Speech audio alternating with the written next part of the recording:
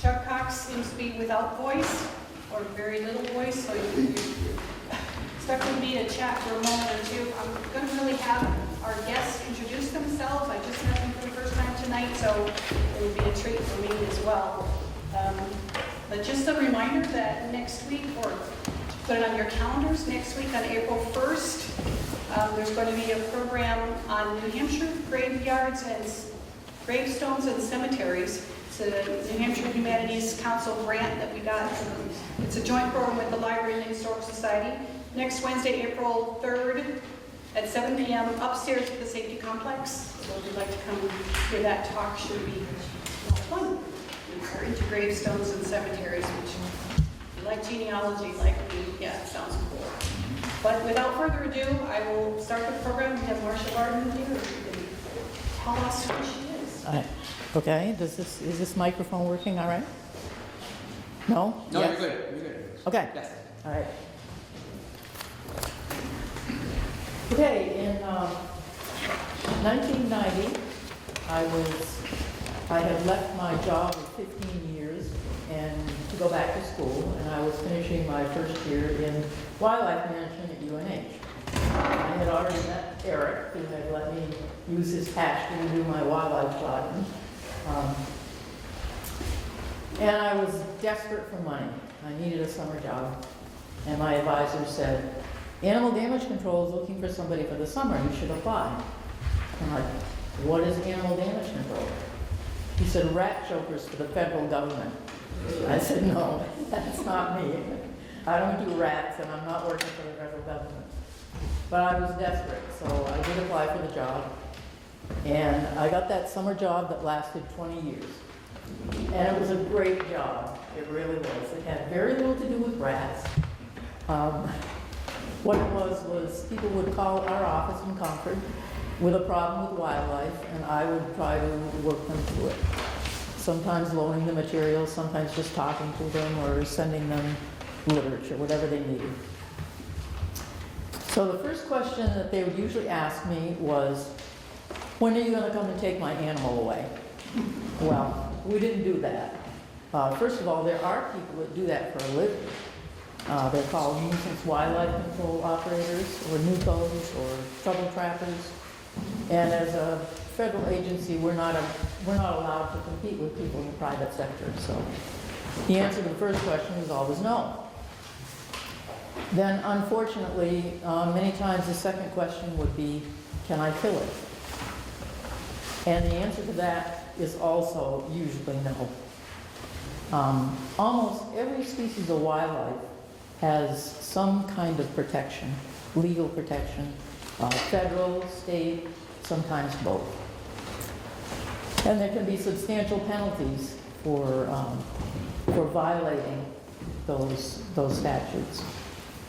On the federal level, you've got the Endangered Species Act.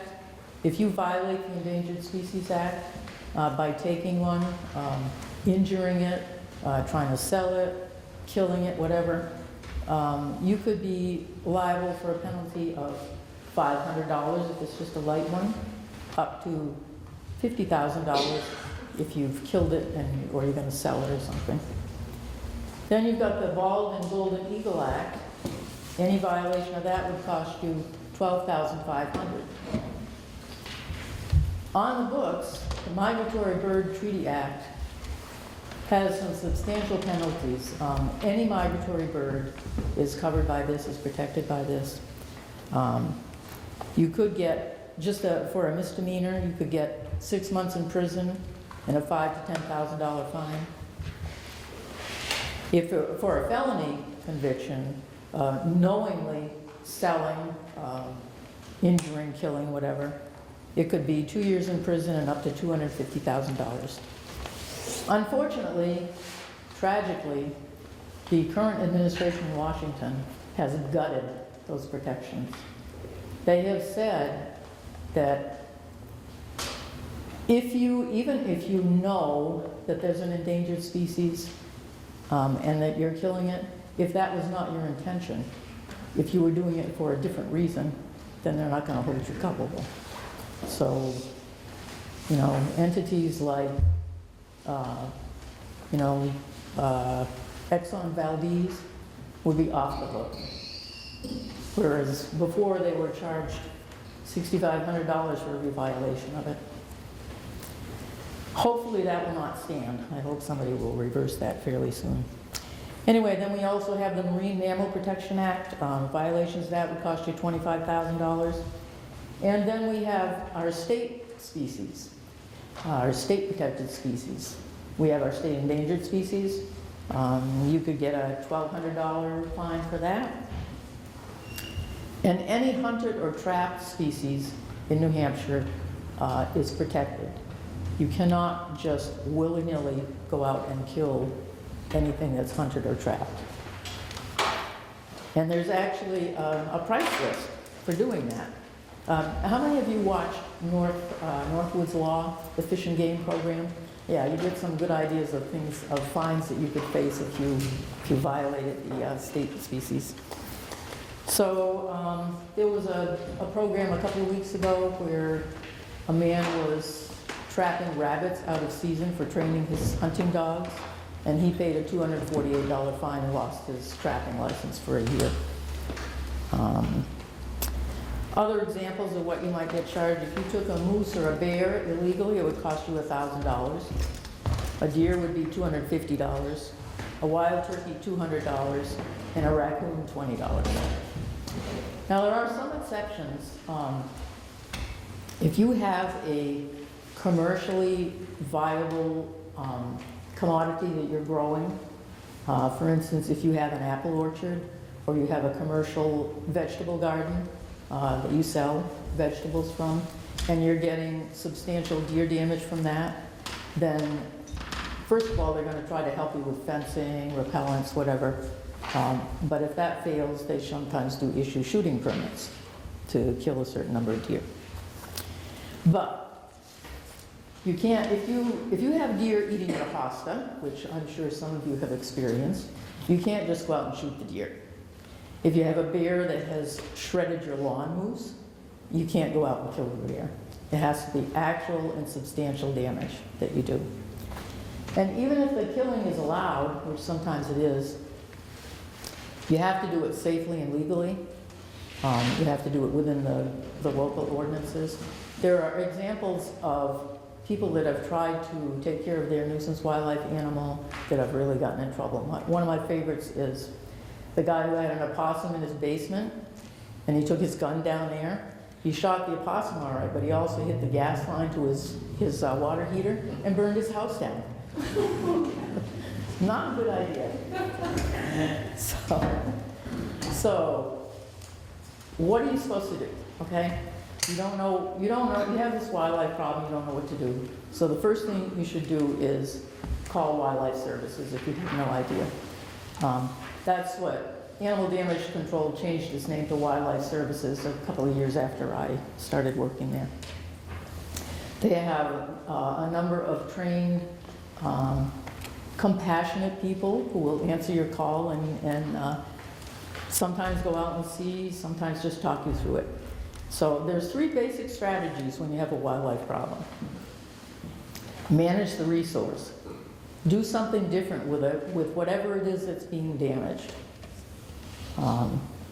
Erect a barrier between the animal that's doing the damage and whatever's getting damaged.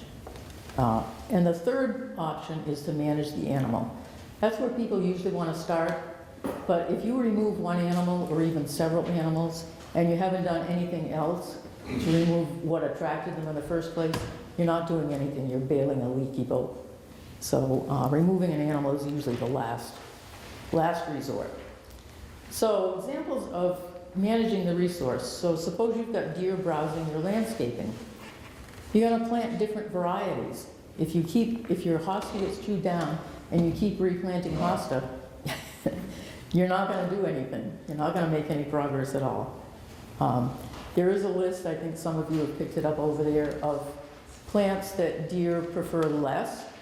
Now, this is not a foolproof list because if deer are hungry, they'll eat anything. But in general, they try to avoid things that have strong thorns or plants that have a strong aromatic to them, like a lavender.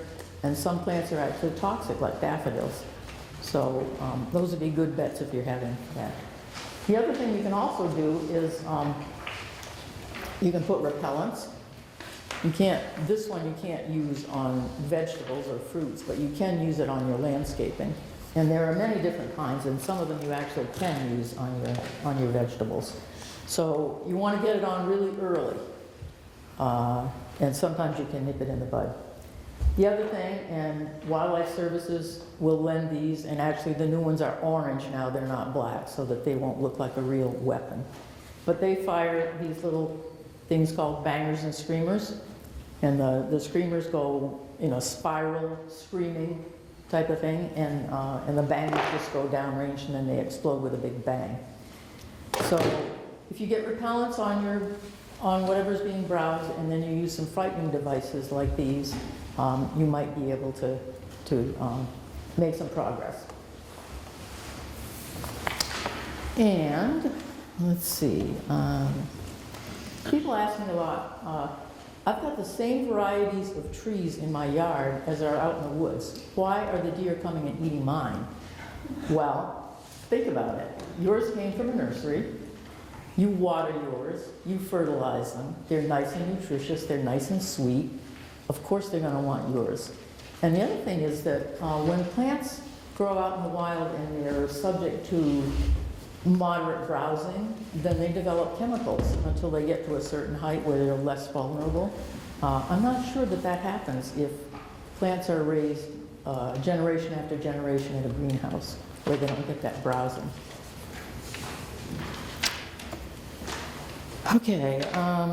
Okay, here's another example of managing the resource. A woman called me because she had heard weird sounds in the middle of the night that woke her up. So she got up and listened, and she heard this whirring sound. She couldn't figure out what it was. It's like, whirr, and then it would stop. Whirr. So she got up and she crept outside, and she followed it and to the bathroom, opened the door. She found a raccoon sitting in a huge pile of toilet paper and just having a ball. She closed the door. This was before everybody had cell phones. Her phone was in the kitchen. She went out to the kitchen to call somebody, and the kitchen was like a scene out of the book Rascal. There was flour all over the floor, her pots and pans were all messed up, cereal boxes torn out of the cabinets. So anyway, they finally did get the raccoon out that night, and then she called me the next day. And I said, well, do you know where this raccoon got in? And she said, oh yes, it came in through the cat door. Timing is everything. You know, raccoons are out at night. Hopefully your cat is not. So it might be a good idea to lock that cat door at night. And once a raccoon has gotten in, sometimes they're really persistent and they're strong. They can pop a cat door open, so she might have to actually remove it. And then in addition to that, here's a little handy dandy thing that you can use for an additional deterrent. This is called a night guard. It blinks, it's solar powered, lasts forever, costs $20, and it blinks a little intermittent red light, and it makes the animal that approaches it think that there's some other animal or a human or who knows what, you know. So an additional thing would be to put this where the cat door was, or still is.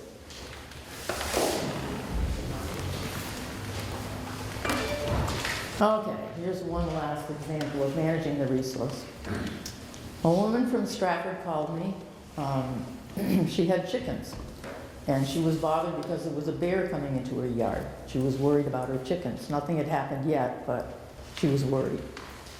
So I said, all right, I'll come out and I'll bring you some electric fencing to put around your coop, and I'll put it up for you and show you how to work it. Well, when I arrived, there was a bank of about 10 bird feeders right in the middle of her backyard, very close to her chicken coop.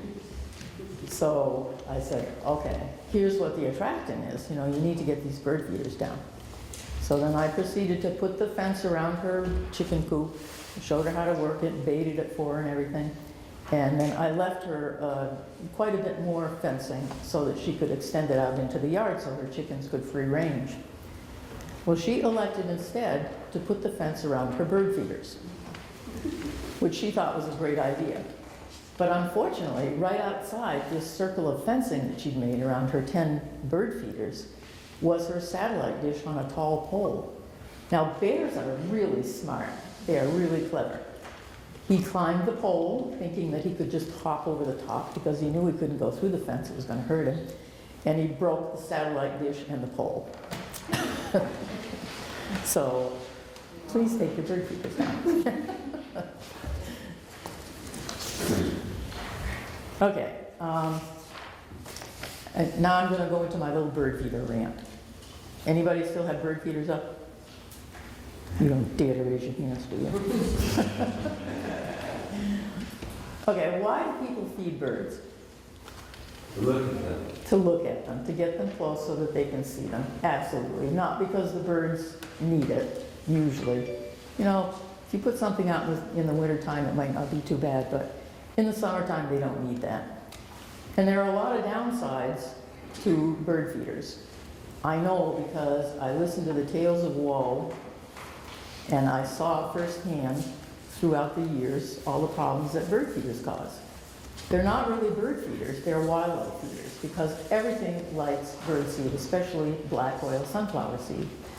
So bird feeders get raccoons, bears, skunks, just about everything in the world likes to eat bird seed. So they get those animals into trouble.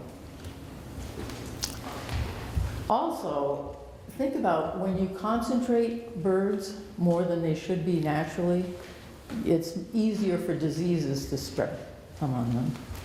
Also, if you are not diligent about cleaning your bird feeders, they can get fungus that affects the birds. You can get conjunctivitis.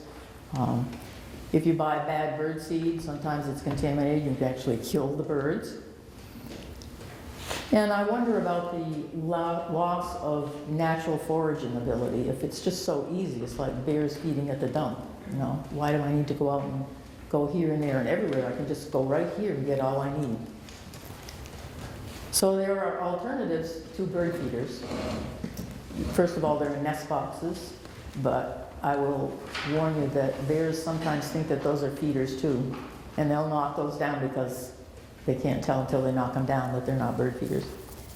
You can use water attractants like bird baths, or in hot, dry weather, take your hose and put it on a fine spray up in a bush or a tree. The little birds really like that and appreciate it.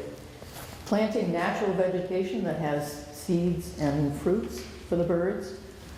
They're still going to come. They won't be in as large numbers, you know, but you're going to avoid the problems with bears. Bears come into your yard because there's food there, or because there's something that they want. But they also will take advantage of anything that you have there. They're very fun-loving in some ways. I've had reports of bears on the children's swings. They go down slides. I had a report of a bear having a solo game of tetherball. They've gotten into pools. And people worry about them because they are a carnivore. They can kill people. They very rarely do. In New Hampshire, the last case we had was 1794. And a bear has never killed a grandchild in New Hampshire. That's the biggest fear I got all the time about my grandchildren. Okay, the second strategy is to erect a fence or a barrier, some kind of barrier in between the animal and what's being damaged. And Laura can help you with that. She's helped me several times. Fencing can be various configurations. A simple fence for, say, a deer. The first electric fence I ever put up was for 8 acres of pumpkins down in Litchfield. I put it up in 3 hours by myself, and it only took me that long because it was the first one I did. It doesn't take that long after that.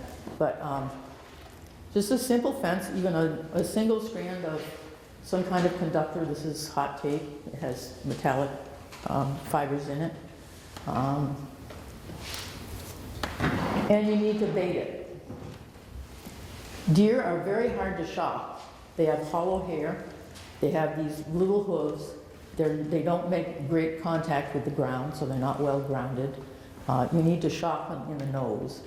So that's why you bait the fence You always keep it well charged and keep it baited. You can use aluminum foil and put peanut butter in it, or you can take metal bottle caps, take a cotton ball and soak it in apple juice or apple jelly so that they go in there and they stick their nose on it, they get a good shock. Then they have learned about electric fence. It's much easier to shock a bear because they're big and heavy, they're well grounded with their fleshy feet. And the thing to use if you're gonna bait a bear in is an open can of sardines or tuna fish, something like that. You hang it on the fence, it will, electrify, and he sticks his nose on it. But I guarantee that most bears in New Hampshire know about electric fencing. They have learned. Okay, uses single strand. Yeah, you want it right at the deer nose level. You don't want to way up high because they'll just go underneath it. And they won't get a good shock that way. If they just kind of pass underneath, it hits their back, it's like, oh, a little tingle. You need to get it right at their nose level, like about here. So a barrier can also just be repair of an entry point. I had a woman call me and she said she'd been hearing these weird noises, scratchings in the ceiling and in her walls. And then one morning, a flying squirrel jumped out of her drawer when she opened it.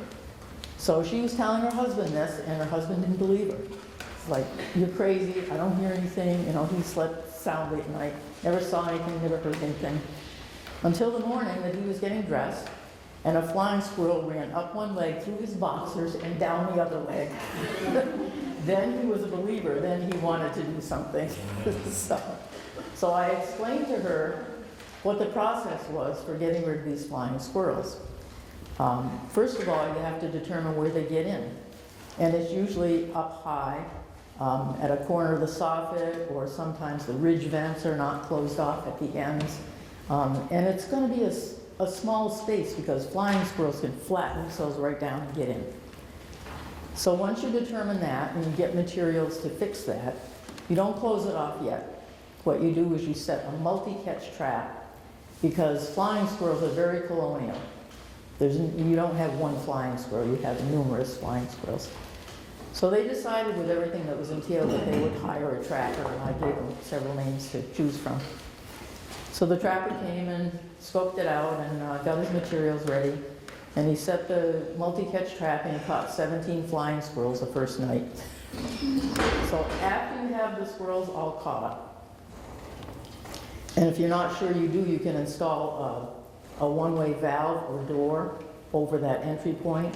You can take some hardware cloth, make a big cone, flatten it down at the end, and leave the edges sharp so that squirrels can scoot out of there, but they can't get back in again.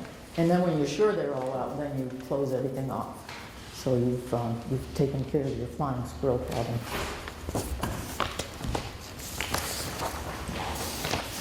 Okay. A barrier can be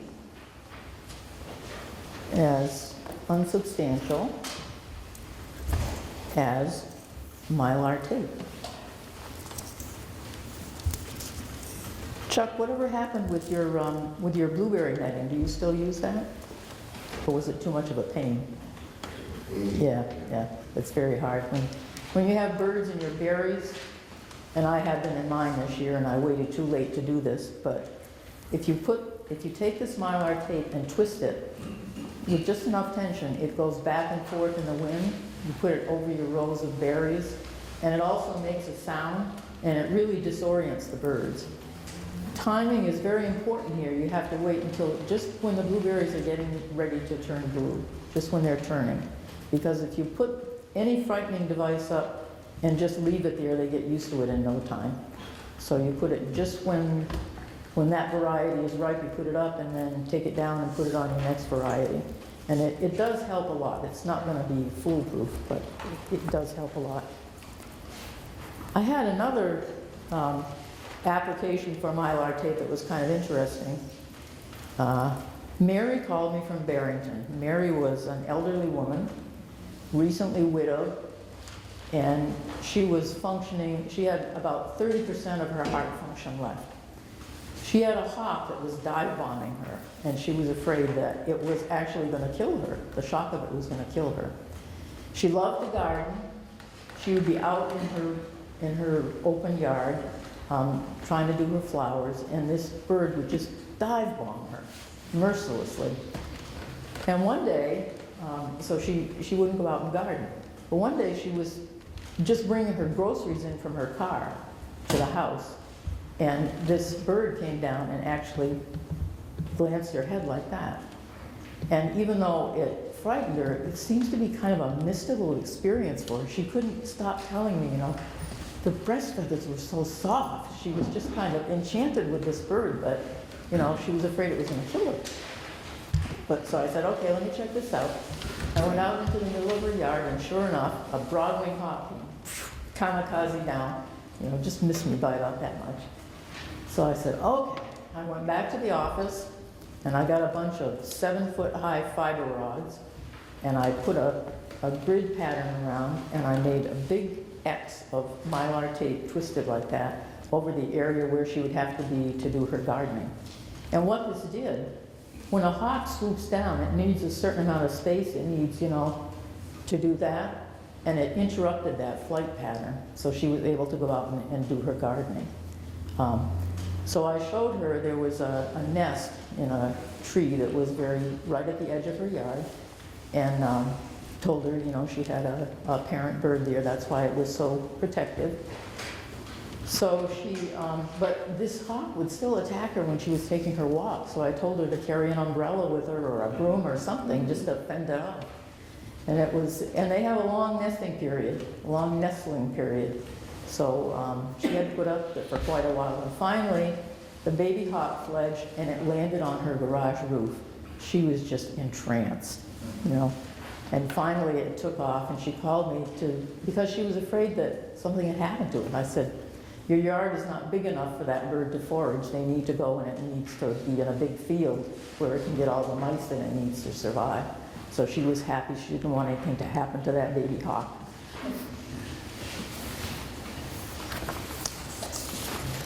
Okay, so the last option is managing the animal itself. And as I said, last option because you need to do other things besides that or you're never going to solve your problem. People would call me and first of all I would say, okay, what kind of problem are you having? And the woman said, I have a bear in my yard that's acting very aggressive. I said, well, what is it doing? She said, it's just sauntering through my yard. Aggressive sauntering. That was a new one on me. So I went through everything with her, and she didn't seem to have any attractants in her yard, but her neighbor was feeding birds. And so the bear was going through her yard just to get to the neighbor's bird feeder. So if she used some frightening devices, then it wasn't going to be worth that bear's while to go through her yard. It was going to have to work harder. So she was doing everything right, but she just didn't have a good understanding. Sometimes people can't even identify the animal that's doing the damage. If people call me and say, the beaver are eating all my trout, I can tell them with authority that they are not, because beavers are solely vegetarians. But there was one instance that really fascinated me and I know that people have different tolerances for damage that they get from wildlife. Some people just put up with a lot. But this woman had a phoebe that was nesting on the light on her side porch, which is a typical place for a phoebe to nest. And she said that she had a large pile of droppings on her porch. I'm like, oh, okay. So I thought I'd just go out there and see. So I went out and I saw the phoebe was having a happy old time catching insects and going back to its light. And on her side porch was a pile of droppings. And I also noticed that there was extensive chewing on her stairs. She had a pile of porcupine droppings underneath this phoebe nest. And the thought of this poor little phoebe trying to pass porcupine droppings just cracked me up. But anyway, I cleaned up the porcupine droppings, and I explained to her that porcupines are always looking for salt because they don't eat bones and blood as carnivores do, so they're always salt hungry. And there's salt in some of the stains and paints that we use on our outdoor, on the outside of the houses. And so if she put some bleach or some red pepper repellent or something like that, that would probably stop the chewing on the stairs. And if she wanted to decoy the porcupine away, she could take a porous old board, soak it in salt water solution overnight, and put it out into the edge of her woods. And hopefully that solved the problem. So. Okay, this is a torture device. This is not a problem solver. This trap of various sizes should only be used very temporarily, if at all, by members of the public to get an animal and to release it outside if it's in your house. Do not trap and relocate any animal. It's a death sentence. It's a very unkind thing to do, truly. Skunks get the worst of it. People, here again, timing is so important. People set a trap for a woodchuck, and they leave it open at night, and they catch a skunk. So if you've got a trap out there at all, which you shouldn't have, but if you do, close it at night and you won't catch a skunk. I've had people call me. I had one man call me. It was 95 degrees, blazing sun that day. He had caught a skunk, didn't mean to catch a skunk. I told him how to release it. He said, "Why would I want to do that? I don't want a skunk around here." And then he asked me, "How long do you think it will take before it dies?" This is an animal that likes burrows, likes to be in the dark, likes to be in the cool, sitting out there in a 95-degree day. So. And a woman had called me because she had a woodchuck in a trap and she wanted to relocate it. And in spite of all my counseling, she was bound and determined she was going to do it. I said, woodchucks live very close to their burrows. It will be in a strange place. It won't know what to do. It'll either get outcompeted by a resident woodchuck there, could get hit by a car, starve to death, we don't know. So anyway, she drove it 5 miles out and released it on a what do I want to call it, a rest stop, and felt really good about it. Put the trap back in her car, drove out, looked in her rearview mirror, and saw the woodchuck get hit by a car. And she called me to tell me that I was right. So, call for help when you need it. Call Wildlife Services to start with. They can refer you to whoever else you might need, like a conservation officer from Fish and Game or a wildlife rehabilitator. Help yourself when you can, but be safe about it. And that way you'll be able to enjoy all this wonderful wildlife that we have in New Hampshire, because we do have a wealth of wildlife. And it's wonderful if they're not causing problems. So, I could take a couple of questions if anybody has a particular situation. Eric? About 10 or 12 years ago, and I don't want to get into this too much because Dave, where is Dave? Yep. Dave might want to talk about I'm this. leaving the time. Yes, Yeah. Dave. Yeah.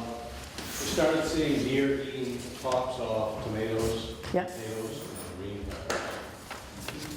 Do you suppose that they're looking for a mineral supplement? It We could never be. saw that before. Or is it variety? Well, it's not variety specific because they were eating everything. Yeah, we've noticed that they've expanded their palate, and it may be that there's a need there, or it may just be that it's available. We never thought they would eat hot peppers because a lot of repellents are made out of hot pepper. Yeah. They're eating hot They peppers like it. now. Yeah. Yeah, so, and it could be that there's something there that they need, but deer are gourmets, they take a little bit of this and a little bit of that. Yeah, it's like the woodchucks take one bite out of everything. Yes. Yeah, yeah. Yeah, I went to a Barker farm one time because they had these beautiful rows of fancy lettuces, and a deer had gone down and eaten the center out of every one of those lettuces. Yes. What's the best way to keep the porcupines and the dogs separate? Get a smart dog. Yeah, they're just, porcupines just kind of wander through things, and if they happen to run across a dog that thinks that it's a challenge, and I found, none of my dogs have ever gotten into porcupines, but I had a foal, a 4-month-old foal that did. She was just curious, stuck her nose down like this, and I came in the morning, there she was, you know, just bristling. And her dam let her nurse like that. Talk about mother of the year. So I don't know of any way to keep dogs and porcupines apart. Anybody else? Yeah, cats and dogs around the barn or the farm. But it seems to help with the cats and dogs. Yes, yes, definitely, yeah. Yeah, I adopted 2 barn cats this year, and they have done a marvelous job. There's no chewing on my grain, there's, you know, no cats, no rats anywhere, no nothing. So they really do help keep them nice. There are illegal things about no deer. If dogs are chasing deer, you can be. Yes, you can, yeah. Yeah. And with leash laws, that doesn't much happen anymore. But unfortunately, that leads to more deer problems in yards because we have the leash laws. So it's always a balancing act. So I'll be sticking around for Dave's talk, so if anybody thinks of any other questions, I'm happy to help you out with that. Yes? Where can I find more information on, like, if I find like a hot carcass or something, what I'm allowed to do with it? You are allowed to do nothing. You call Fish and Game, and they will send an officer to pick that up. Now, sometimes you might get special permission if you want to use it for an educational exhibit, but it has to go through permitting because it's federally protected, and you're not allowed even to possess it. So don't get yourself in trouble.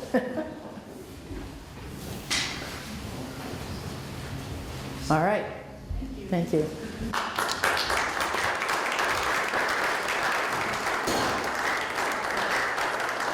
I'm Dave Miner. I notice there's a few familiar faces in the crowd here. My wife runs Live and Learn Early Learning Center. We're a nature-based experiential learning center for young kids all the way up to 12, 13 years old. We have about 70 kids a day at our center, a staff of about 30, I guess. And we run the after-school program at Mastway and a summer camp program for the older kids. Part of that is that we spend a lot of time outside. It's basically a requirement that they spend at least a couple hours a day outside. And part of that time during the season is gardening, but it is a year-round thing. When parents come through, Joe will tell them that we go outside every day. And they'll say, every day? And she'll say, yes, rain, snow, freezing, whatever it is, we go outside every day. Then it'll rain and they'll say, well, you're not going out today, are you? Yeah, we go outside every day. So,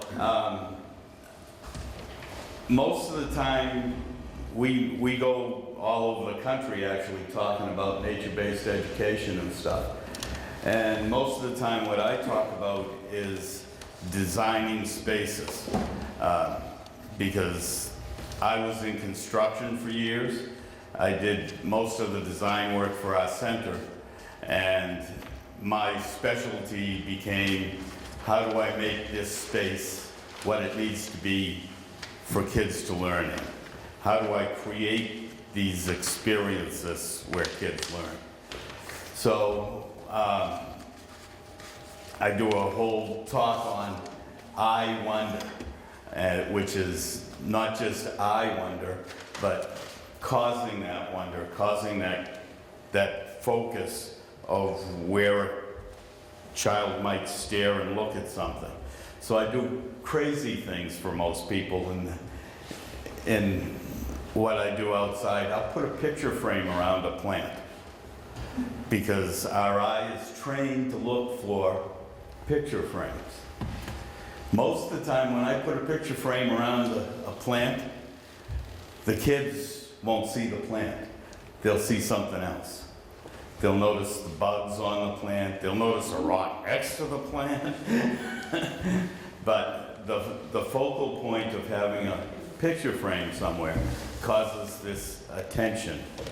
So that's kind of what I do. And you can do it in your woodlot. You can do it, Marsha talked about birds and things. You can do it if you find a bird's nest and you want somebody to look at it without going up and disturbing the bird. You can set up a focal point with a frame where you can say, stand here and look toward that frame. Can you see the bird's nest? It focuses them in on it. They asked me to come up and talk about gardening, and I do a lot of the gardening with the kids. I talk about perspective, and I talk about the child's point of view, because a teacher's point of view is up here where I am, but a child's point of view, especially young children, is down here.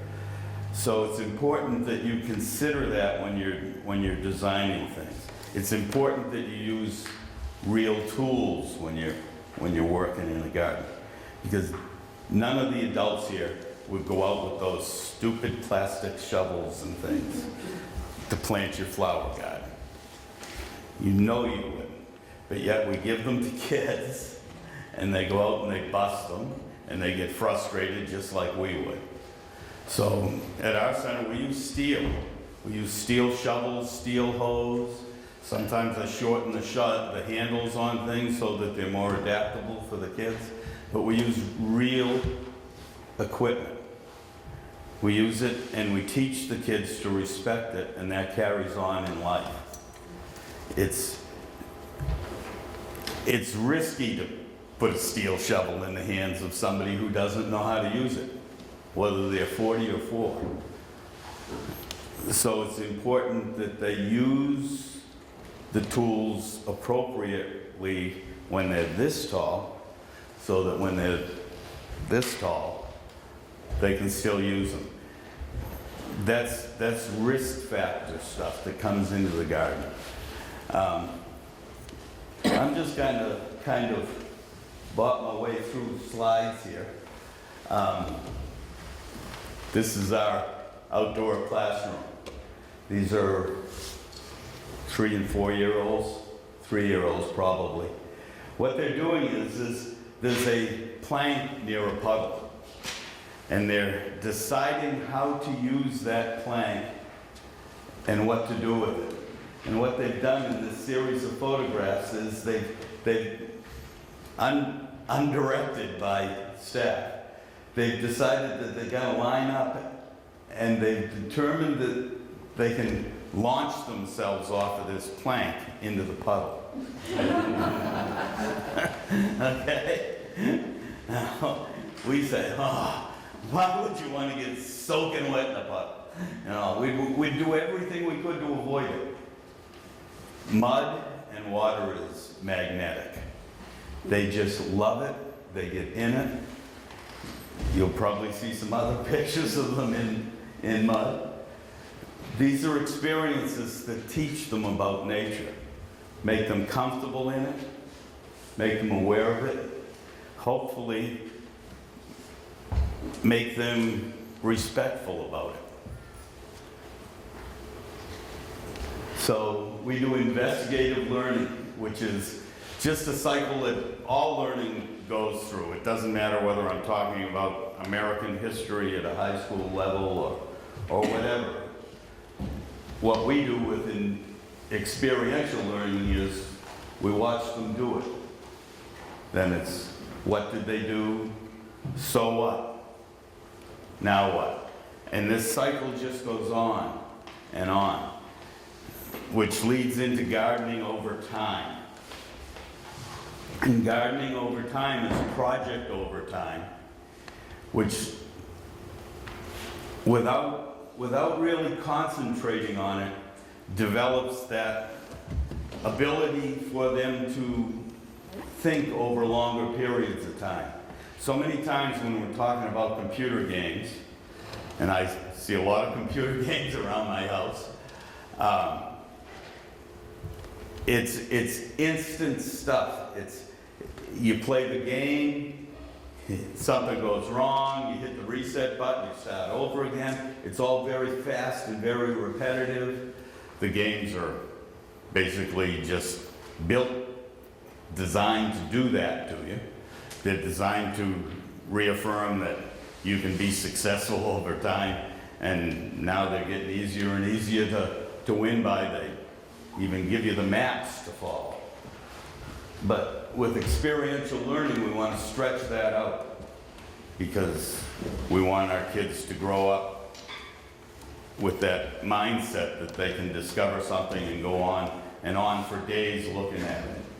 So that's that investigative learning cycle that we talk about all the time at Live and Learn. This, I looked around and I found this picture because it's a perfect example of things going wrong in the garden.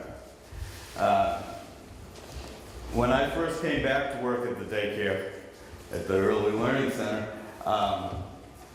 I started gardening with kids. I had no educational experience. I was a contractor, I built things. And I said, well, I'll go out and I'll garden with the kids. Well, the first couple of years it went really well, and I grew some giant pumpkins. And this is a giant pumpkin, sometime probably August. And the kids would go in the garden and they'd watch the pumpkin grow and watch the pumpkin change and so on and so forth. The following year after this happened, I went out on a Sunday afternoon, late July, pumpkin's getting to be a pretty good size, and the plant is dead on the ground. And I'm like, what am I going to tell the kids tomorrow? I had given each classroom a giant pumpkin plant, and they had been out days and weeks checking the plant, watering the plant, looking at the leaves, doing all this stuff. And here, kindergarten's plant is dead, flat on the ground. And I'm like, I don't know what I'm supposed to do here. So I bring kindergarten out Monday morning and I say, you know, I got to explain this to you guys. And they all kind of gather around, oh, Dave. And one of them said, can we dig it up? Kindergartners spent an hour and 20 minutes dissecting everything about that plant. That's developing attention. That's extending that mind thinking process, that whole thing. That's what gardens are about.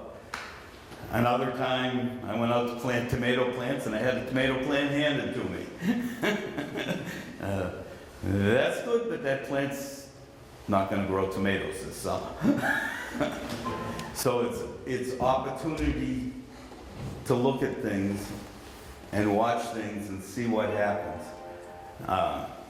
That's what my garden's all about. I plant a few things that are unique, like giant pumpkins. I grew some gourds that were, what was that one, Eric, like 25 pounds or something like that. It was just this ugly thing. Nobody knew what it was. They'd shipped me the wrong seeds. I thought, I don't know what's growing out here. But I made zucchini relish out of them. yeah, it was good stuff. Nobody knew what it was. But like I said, we go out any season. We expect our teachers to be out there with the kids. You have to experience with them to give them permission to do it. Couple of statements. You can read them probably as well as I can. I think the Albert Einstein one is the most impressive one, because I think that so often we do just leave our eyes closed and miss things. This is what our garden typically looks like over a period of time. This is pole beans. Sometimes we do pole beans, sometimes this is actually pole beans and tomato plants at the same time. And the neat thing is, when you build a big structure like that, the kids get in it during the summer, and they sit in there and they'll eat beans and tomatoes.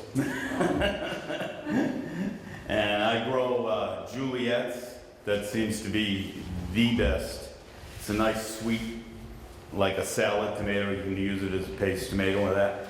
And the kids, they're just great. The kids pull them off and eat them. And there's no better experience than right there, hands-on. Do it. This is a spider. Happens to be outside a window, so the picture is taken from inside. I was outside with a group of kids, and we were looking at it, and I was explaining that we didn't need to hurt it, we didn't need to be afraid of it. But you can see that wonder that's caught by those moments of somebody seeing something that they didn't expect to see.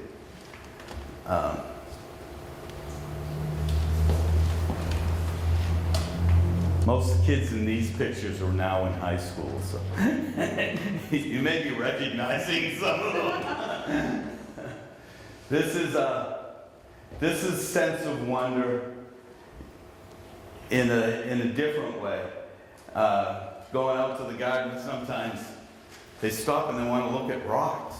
So what do? You know, so often as adults, we're all set. We're going to the backwoods today. We're going to go look for whatever. And you head down the road, and all of a sudden, everybody wants to look at rocks. So you take the opportunity to look at the rocks. Same thing in the garden. Sometimes you go out there and you plan on picking beans, and everybody's interested in the monarch butterflies. So you look at the monarch butterflies. It's one of the hardest things that we talk about with our young teachers, because they tend to be very conscious about trying to get their curriculum plan done and so on and so forth. And in the process, they miss the teachable moment. They just blow it off. They don't even recognize that they did. So top picture, they're picking rocks. Other top picture, they're building fairy houses. It's increasing the imagination. And imagination is what we live on. If we stop imagining where we're going, we're going to all be in a lot of trouble. They're digging worms out of the compost pile. And the bottom picture on the other side is exploring an ash tree that's fallen down. It's called triple tree. A lot of things develop their own personality, and they become landmarks for us. We use the landmarks because we're on 25 acres and the kids are all over that 25 acres and beyond. We use the landmarks so that if they're out there and something happens and they need help, or we're sending a parent out, they can identify where they are by the landmarks all through the land, all through the property. So somebody might call in on a cell phone and say, hey, we're out here at Triple Tree. Can you send somebody down to help us carry stuff back, or something like that? So the landmarks become important, but they're also features that the kids use. There's a tree that's almost non-existent anymore, but I can't move the dead branches. It's called Crooked Tree. And Crooked Tree has gone through 2 generations of kids. And parents show up now at the center because we've been there for 30 some odd years. And the parents will bring in their kids and say, hey, you still going to Crooked Tree? Well, yeah, but it's on the ground and it's dead and it's rotten. Well, I still remember going there to read a book. Some other experiences, using all of our senses, eating snow, musical instruments made out of recycled material, mud. Mud is always just, there's an International Mud Day. I don't know how many of you know about International Mud Day. You know about International Mud Day? Oh, it's coming up. International Mud Day is the day when kids all over the world, and I think it's the 23rd of June this year, when kids all over the world celebrate mud. And it literally is celebrated all over the world. We have a big mud pit. Picking peaches. I don't think there's anything better than picking a fresh peach and handing it to a kid and watching the juice just drip down their chin. And it's just story after story. I can remember a young mother, 2 years ago, we were out picking peaches, and this mother showed up with a little boy and came out to meet us. We were already out at the peach tree when they arrived, and the little boy came over, and I talked to him, and I said, "You want a piece of peach?" I was up there cutting them open, and she says, "Oh, he doesn't eat any fruit." And I said, "Oh, well, you know, maybe he'd like to try a little piece." And he really does. He never eats fruit. And I thought, "Oh, okay." So I handed a couple of pieces to a couple of his friends, and he looked at me and he said, "Can I have one?" And he ate a whole peach. He was sticky when he got it. And it's just a wonderful fruit. It's just amazing. It's so sweet and so fragrant and everything.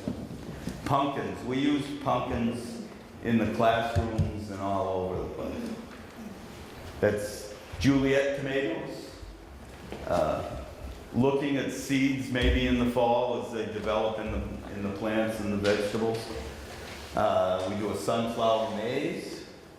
I don't buy expensive sunflower seed.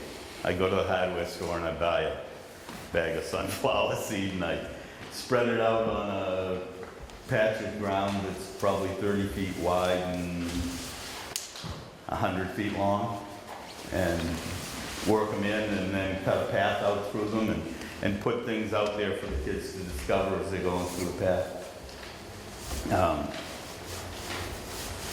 I don't know what the middle picture is there. I think he's got a gourd.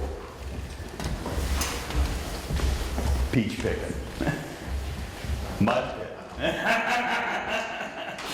Okay? So if you think it's the little kids that get into it, it's not. It's the big kids that get into it. The older they are, the deeper they go.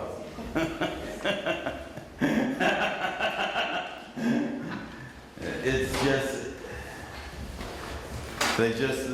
it literally is. She's probably 12 years old. Can I get right in? Mm-hmm.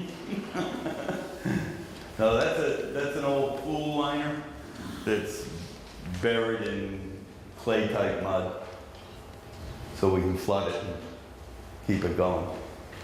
Now here's another series of things. This is in our toddler playground, toddler outdoor classroom, and it's day probably about this time of the year. No, it's in the fall because there's apples there. And they discover the apples in the puddle, and they just, it's just one kid joining another kid, exploring the puddle, exploring the apples. It's, those are green apples, and they are tart. They are just terrible. And they'll bite into them over and over again. It's like, okay. Okay, so this is the magic of the garden in me. These are potatoes. And potatoes don't show up when you go to the garden. They're hidden. Nobody knows where the potatoes are. And when you turn the kids loose digging potatoes, it's like, it's a festival. I mean, they are just geared up to dig potatoes. And they compare the size, and they talk about this, that, and the other thing about a potato. And it's just, it's a neat day when we get the kids out to the potatoes. Now, I can tell you an interesting story about this. We had a UNH student working for us. She was from Brooklyn. She had never been in a garden. She had beautiful fingernails. And I said, Mom, we're going out to the garden. Really, Dave? Yeah, really. We're going up to the garden. Yeah. Okay, I told you I'd do it. Out to the garden we go, and I said, we're digging potatoes today. She said, where do they grow? Right there. The kids, me and her digging potatoes, she got finished with it, and she left that night. She was going back to the dorm. She needed to call her mother to tell her what she had done in the afternoon. Never dug potatoes, never knew where they grew before. Personal encounters. This happens to be down Wagon Hill. Exploring mud flats and stuff down there. He has a crayfish in his hand. If that was blown up. Just very, very neat stuff. It's that hands-on experience that makes them comfortable doing things. Marsha used to have horses at our neighbor's, Ted's, and he has a couple of ponds there. We now have a naturalist that works for us, and she takes the kids into the ponds with waders. And they gather stuff out of the ponds and look at it. It's just, it's very, very cool. It's amazing to me, as much as time as I've spent in nature and everything, to go out in the woods with her and all her knowledge is really neat. She takes the kids out and they do bird calls and things. So instead of calling the birds, the kids back in like, hey, kids, come over here, she'll teach them to do like a chickadee call or an owl call. And she'll do the owl call and they'll call back and come meet her to join her. So they're learning the birds, they're learning to identify the birds by their songs and things. And their habitats, she'll talk to them about their habitats. Like I said, we do pumpkins in almost anything. What's better than a nice sticky pumpkin? This is the toddler room. And they'll come out and pick a couple of pumpkins and bring them in and take them apart. So for us, we have to document everything. We're NAEYC, National Association of Early Childhood Education, certified. So we have to document everything. So we not only have to do it, but after we do it, we have to say what the educational value of it was, how it was used in the classroom, and so on and so forth. So this documentation happens all the time. We're now using iPads to do it. We have computers in each classroom, and when they come up, if they've been out on an adventure, they'll download the pictures that they've taken and they'll put them on the old computers, the crack computers. And there's a computer screen mounted on the wall, and they'll just do a slideshow presentation of what the kids have been up to all day. So when the parents come to pick them up, they know what their kids have been doing, and they can have that conversation at lunchtime or at supper time or that, about some of the things that they were engaged in. More of the things of, I left this slide in here just to show some of the different areas on our space here. That happens to be our natural digging area. We don't have a sandbox. I talk about playground design, outdoor space design and everything. And one of the things that I discovered about sandboxes are, and everybody, if you have a sandbox in your backyard, you know that they're never big enough. At least we think that's what the problem is, because the sand never stays in them. And for me, that meant that the sand was always on the grass area. Okay? Nice place to take it, by the bucket load. If it wasn't by the bucket load, maybe you could get the wheelbarrow loaded up and carry it onto the grass. And if that didn't work, then you could carry it across the play area or up onto the wooden ship and have it on the deck of the ship. What I discovered was that that's what kids want to do. They want to take sand from one place to another. So our digging area has things in it. It has big boulders in it, has logs in it at times. And what that does is it gives them a place to take the material from here and bring it over there. And it eliminated about 90% of the sand leaving the sandbox. Now it just goes home in their pockets. We go through a 10-wheeler of sand every 2 years. Just disappears. It's in everybody's leach field around Lee. That's a hoop structure that has gourds and things growing over the top of it so the kids can climb through it. The building on the top there, we built it outside the fence. And the kids kept coming by when we were building it and they'd say, "Dave, what are you building? Dave, what are you building?" And I said, "It's a shed." And, "What's it? What's it?" It's a what's it shed. It has no particular thing that it does, but they turn it from everything from a bike shop to an ice cream store. I mean, it just depends on where their imagination is taking it. It doesn't have a lot of features to it, and it's up to them what it is. Team building, coalition building. When kids are in nature, it's calmer. You can't bounce off the walls when there aren't any. Things are a lot less noisy, I mean, for some kids, just the noise of being inside the classroom is enough to be. Inside the building is tough. So being out in nature allows for heavy work, which means that you gotta have a team to do it. If you got a 100-pound log and you want your friends to help you move it, you gotta talk to them. And sometimes you see these leaders come out of things that you never expect to see because they want to move something that's heavy.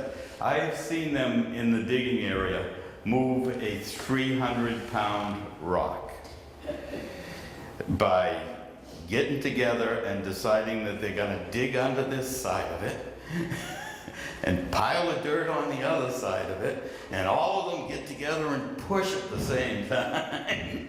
And they'll move this rock around to where they decided it needs to be. I keep telling them there's a dinosaur underneath the digging area that they gotta go from.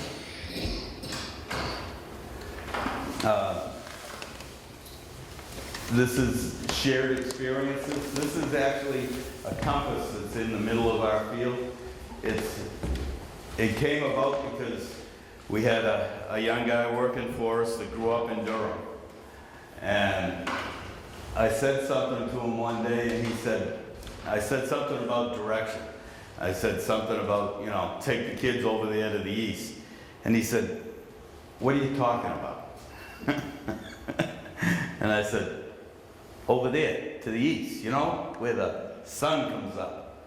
He said, "How would I know that?" I said, "It comes up on one side of your house every day." So that prompted me to go out in the center of the field. There's a big outcrop of rocks out there. So you can't plow it, you can't do much with it. So I actually built a big compass out there, and the north stone is a great big flat stone, and it's got a, sometimes they remove it. It has a steel peg in it that acts as a sundial. So we get to talk about the sun and how to determine time and stuff in a natural way. Trying to explain the seasons and that kind of stuff, just using the material that's available to us. And by the end of the summer, he knew where east was. More peach picking. This is down at Ted's Pond. And they've collected some water, and they're looking at the water and stuff. And you can see the engagement here is what this is all about. So I'm here to talk about gardening, but what I'm really here to talk about is how do we engage the kids and how do we get them to think beyond the flat screen.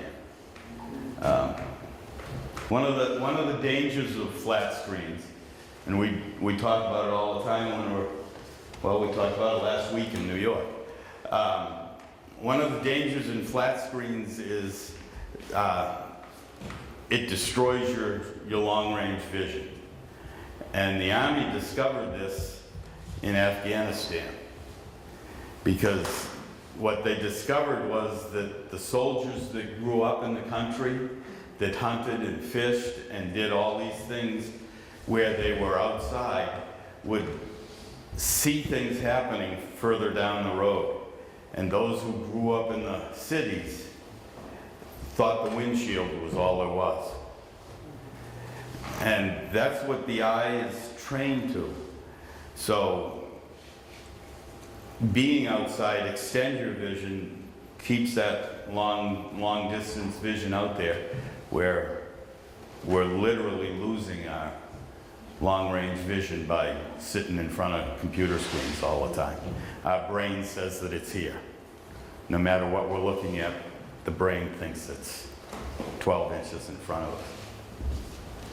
So there's all kinds of benefits to being outside. I'm sure most of you know and recognize them.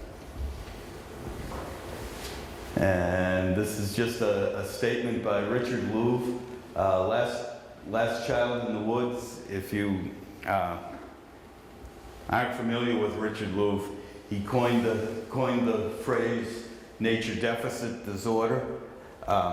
Last Child in the Woods is a book that's now, it's probably 7 or 8 years old. Really interesting read. And he's written some other stuff that's now a national organization based around it. But it's so important that we get these kids back outside again, away from the electric plugs. How are you spelling his last name? Louv, L-O-U-V. I don't know. Is there a copy of it in the library? I'll make sure we have one. There's another one, I'm trying to remember the name of it. It's by him. It's an adult version of stuff that a couple of years newer. He's an excellent writer. Really good stuff. Any questions that I can answer? When you start your adult program, Oh. Eric came through one day and my youngest daughter said, "That's what that room's gonna be used for. All you old people, we're just gonna just got a ramp and everything for you." Hose those kids down outside. Yeah. Clean up Yeah. area for. It's fun. It is fun. I don't have very many dull days.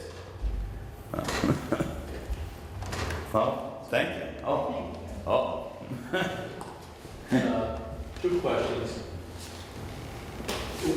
You want to just give a little background of when you're talking about this stuff with the kids go home and teach the parents sometimes, but also relate the story about the talk you gave where you were talking about playground design and the tree in the playground. I was in Manchester one day at an early childhood conference up there, and I had a group probably about this size. And I talked for, well, it was supposed to be an hour and a half talk, and I stopped about 10 or 15 minutes before the hour and a half was up to ask questions and just have conversation, which I'd rather do than stand up front and just talk.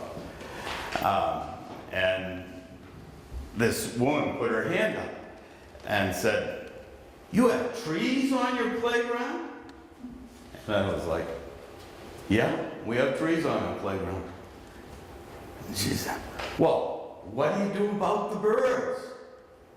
And the whole room went silent. And I was standing up there and I was like, "Do about the birds?"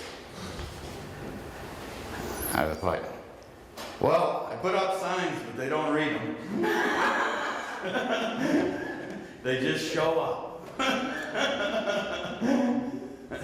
She was concerned about the droppings. Droppings, yeah. Yeah, she was concerned about the droppings. I had another woman down in Portsmouth giving a talk, and she was concerned about, we had rocks on our outdoor space. And I said, yeah, I said, we live in the Granite State. She says, "Well, I'm from Rye, and I can't have any rocks on my playground." And I was like, I don't know where that rule came from.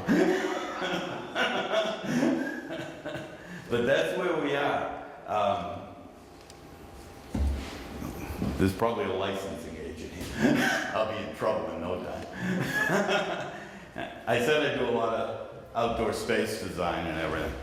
And I've been to national conferences where I've been through a lot of stuff on nature building sites and that kind of thing. And one of the tools that we use is we identify things as natural items. And I went through a playground safety course. It's the National Playground Safety course taught by Park Services or whatever. And they said that after you go through this course, you'll never walk on another playground and look at it the same way, and they are absolutely right. I never walk on another playground and look at it the same way. Platforms on structures on manufactured playgrounds are supposed to be within 2 degrees of level. When I was taking that course, I said, my kitchen floor isn't that flat. We tend to say, it's a rock. And the first thing that they say in the book that describes all the safety equipment and everything is, if you have a problem with the piece of equipment, refer it to the manufacturer.